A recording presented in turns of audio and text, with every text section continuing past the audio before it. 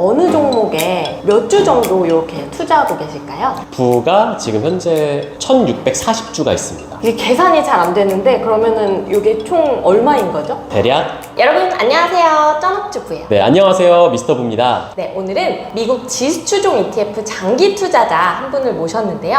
심지어 무주택 포지션이시면서 월세를 살면서 자산의 대부분을 주식에 투자하고 계시다고 하는데요. 미스터 부님을 모시고 ETF 장기 투자에 관한 이야기를 나누어 보도록 하겠습니다. 먼저 간단한 자기소개 부탁드릴게요. 네, 안녕하세요. 저는 2019년 1월부터 지금까지 약 45개월간 적립식으로 미국 지수를 추종하는 ETF 부에 투자 중인 미스터 부입니다. 올해로 4년차 미국 지수추종 ETF에 투자 중이신 걸로 아는데 먼저 간단한 투자 스토리부터 들려주실 수 있을까요? 제가 이제 2019년 1월부터 미국 주식에 투자를 했는데 당시에 제가 접했던 이슈가 미국 배당주 투자 그리고 잠든 사이에도 월세처럼 이제 수익을 내는 구조 이런 것들에 대해서 이제 접했었어요. 당시에 굉장히 그게 이제 붐이었어가지고 저도 뭐 부동산을 투자할지 또는 뭐 주식에 투자할지 생각을 하다가 우선은 배당이라는 단어를 그때 처음 들었고 그리고 이게 잘만 하면 이제 부동산 월세처럼 될 수 있겠다, 따박따박 들어오는 그런 수익이 될 수 있겠다 싶어가지고 혹시 좀 안전하지 않을까라는 생각에 이제 미국 주식을 처음 시작을 하게 됐고요. 그 다음에는 개별주라든지 이런 것들을 투자하다가 조금 더 이제 리스크가 없는 그런 안전한 상품을 찾던 중에 이제 지수추종 상품을 알게 됐고 그때부터는 꾸준히 지금까지 지수추종에 투자를 하고 있습니다. 그럼 혹시 언제부터 투자를 시작하셨을까요? 제가 아직도 기억나는 게 2019년 1월 3일부터 이제 처음으로 증권사 계좌를 개설을 했고 거기에 이제 제가 초기 투자금을 넣고 환전하는 것을 시작으로 투자를 시작했습니다. 혹시 초기 투자금 그때 얼마로 시작하셨을까요? 이제 원화로 1억 원을 가지고 투자를 했고요. 이제 그 이후에도 계속해서 추가적으로 적립을 해오면서 지금 투자를 이어가고 있습니다. 혹시 그러면 그때 종목은 어떤 걸로 좀 시작을 하셨을까요? 딱 처음 시작했을 때는 사실 뭐 전혀 이제 주식에 대해서 문외한이었기 때문에 네. ETF라는 게 있는지도 몰랐어요. 네. 그래서 항상 그 투자 대가들이 말하는 우량주에 장기 투자해야 된다 이런 부분만 이제 알고서 당시에 이제 시가총액 순으로 가장 높았던 회사들 중에 제가 좀 알고 있는 회사 뭐 흔히 이제 애플 그리고 마이크로소프트 네. 그리고 이제 비자에도 투자를 좀 했었고요. 그리고 아마존 이런 것들이 이제 조금씩 사면서 이제 공부를 했었죠. 그럼 처음에는 개별 종목으로 시작을 하신 거네요? 네, 사실은 개별 종목으로 투자를 시작을 했고 네. 이제 그 이후에 이제 ETF라는 존재를 알게 돼서 ETF를 좀 공부를 하다 보니 시장에 이제 우량주 기업들을 다 모아서 한 번에 이제 투자할 수 있구나라는 점에 매력을 느껴서 이제 ETF에 투자를 하게 됐습니다. 그러면 지금 총 투자금은 혹시 얼마 정도 되실까요? 제가 이제 계산을 해보니까 2019년에 들어갔던 초기 자본부터 그리고 지금까지 계속 적립을 해온 투자 원금은 대략 한 6억 2, 3천 정도? 네, 굉장히 많네요. 네, 계속 이제 저는 아무래도 앞서 설명한 것처럼 무주택자로서 집에 들어가야 할 그런 어떤 큰 목돈 같은 게 없다 보니까 최대한 많이 제 소득을 투자를 한 거죠. 그러면 혹시 이제 총 투자금이 6억 6천 정도인데 네. 그게 지금 많이 불어났을 것 같아요. 그래서 네. 혹시 수익금이랑 수익률이 대략 어느 정도 될까요? 오늘 기준으로 이제 제가 보니까 총 이제 평가 금액이 한 9억 5천만 원 정도가 되더라고요. 거의 그러면 아마 10억에 가까워지네요. 네. 근데 이제 아마 이거는 이제 환율이 요즘 워낙에 많이 올랐고 그런 네. 것도 좀 반영이 됐고 그리고 이제 제가 중간중간에 이제 뭐 지금은 투자하지 않는 뭐 마이크로소프트 비자 또 예전 당시에 애플 그런 것들이 이제 매도하면서 얻은 수익까지 있어서 뭐 대략적으로는 한 3억 원 정도의 수익이 지금 이제 나오지 않나 그렇게 생각을 합니다. 그러면 현재 그 6억 6천은 어느 종목에 몇 주 정도 이렇게 투자하고 계실까요? 실제로 전부 다 이제 투자된 거는 뱅가드사의 ETF 이제 부에 전부 다 투자를 하고 있고요. 부가 지금 현재 1640주가 있습니다. 이게 계산이 잘 안 되는데 그러면은 이게 총 얼마인 거죠?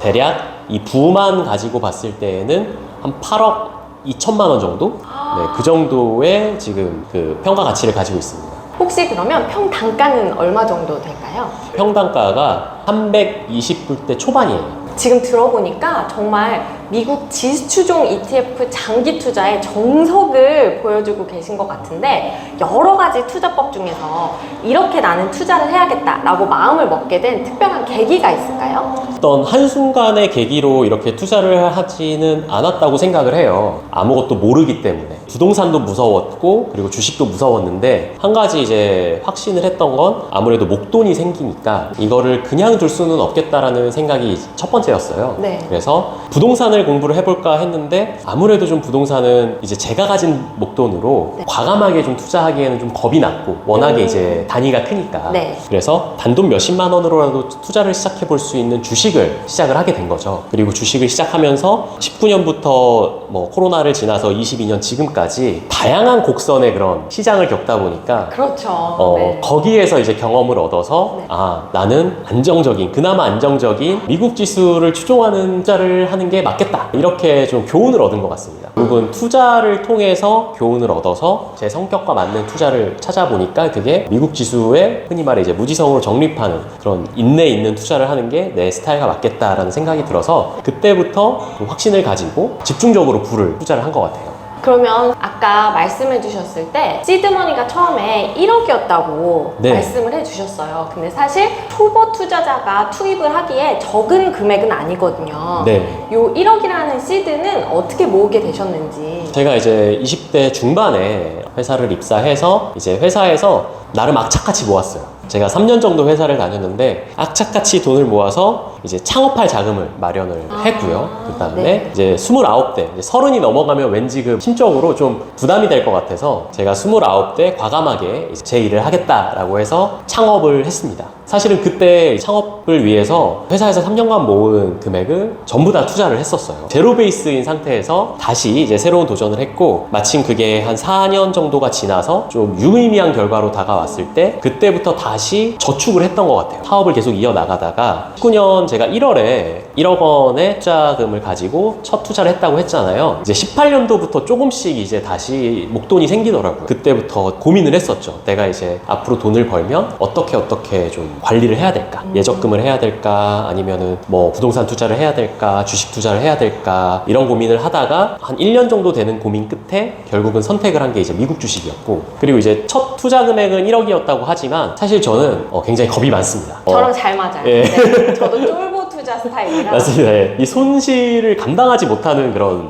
투자자라서 계좌에만 1억이 들어가 있었지 실제로 투자는 굉장히 조금씩 분할 매수를 했었어요. 매월 뭐 100에서 200만 원 투자하는 것처럼 아주 조금씩 매수를 해갔습니다. 그러면서 이제 주가의 추이도 보고 그리고 마이너스가 됐을 때 내가 어떻게 해야 되는지도 좀 경험을 해보고 또 환전도 아주 조금씩 사실은 이제 처음 투자다 보니까 확신이 없었죠. 이런 주식 그쵸. 투자에 대한 믿음이 좀 없을 때 공부한다라는 생각을 가지고 계좌에만 1억이 있었을 뿐 사실은 매월 한 100만 원에서 200만 원 사이로 조금씩 투자를 했습니다. 한 6개월 정도를 그렇게 했어요. 네. 굉장히 좋은 팁인 것 같아요. 이렇게 네. 처음 투자를 할 때 보통 내가 가진 돈을 그냥 공부 없이 일단 다 투자를 하면서 돈을 잃어가면서 공부하는 경우가 많거든요. 물론 수익을 내시는 분들도 있으시지만 또 이게 손실이 났을 때는 회복하기가 어렵잖아요. 복귀를 하기도 어렵고 내가 어디에서 실수를 했는지 냉정하게 봐야 되는데 손실이 커지는 순간 흔들리게 되죠. 특히 이제 초보자일수록. 처음 투자하시는 분들은 지금 미스터 부우님이 알려주신 것처럼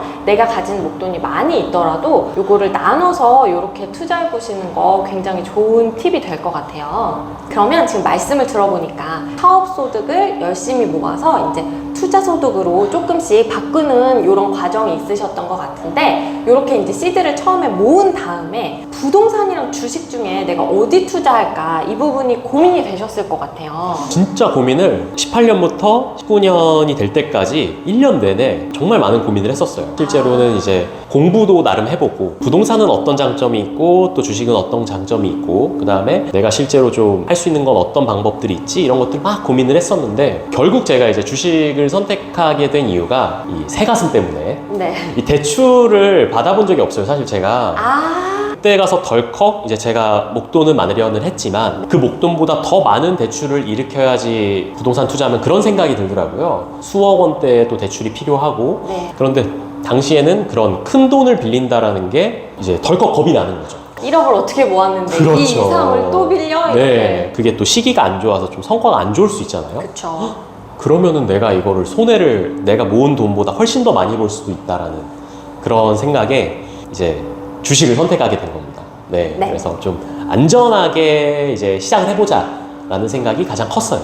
주식 투자를 하기로 이제 마음을 먹었는데 사실 주식 투자법에도 굉장히 다양한 방법이 있는데 그 중에서도 장기 투자 그리고 개별 종목이 아닌 ETF를 선택하시게 된 이유가 있을까요? 처음에는 확실히 빠르게 수익을 얻을 수 있는 거는 사실 빈번한 매매를 통한 트레이딩을 통해서 좀 빠르게 소득을 얻을 수 있다는 건 알긴 했어요. 그런데 제가 이제 모의 투자를 한번 해봤었거든요. 그 모의 투자의 결과가 아주 처참했죠. 생각해보면은 당시에 제가 이제 18년 말에 중순에서 말쯤에 모의 투자를 했을 때 미중무역 분쟁이 일어났었어요. 아, 타이밍이 또. 네, 미중무역 분쟁이 이제 한 10월에서 12월 그때 가장 심했는데 네. 처음에는 이제 제가 한 9월쯤에 해봤을 때는 굉장히 승승장구했습니다. 네. 그래서 이거 봐, 이거 내가 조금만 더 공부해가지고 하면은 투자 성과가 잘 될 것 같아. 그러니까 장기 투자도 장기 투자지만 좀 적극적으로 매매를 해보자. 네. 이런 마음을 가지고 이제 제가 모의 투자를 했었는데 네. 그게 한 2달 만에 큰 손실이 나더라고요. 그 이제 미중무역 분쟁부터 거의 미끄러지듯이 이제 금리 인상과 함께 터진 미중무역 분쟁 이슈로 정말 거의 뭐 캐리비안 베이에 있는 미끄럼틀처럼 반토막이 났나요? 더 갔나요? 더 갔습니다. 아, 네. 정말 많이 빠지더라고요. 그래서 이거 근데 모의 투자잖아요. 네. 모의 투자인데도 불구하고 그 투자창을 못 보겠는 거예요. 아, 그래서 느꼈죠. 나는 매매로 돈을 벌 수는 없을 것 같다. 네. 그래서 이제 그러면 한번 그냥 우량주를 모아보는 식으로 해볼까? 라고 해서 이제 시작을 하게 됐죠.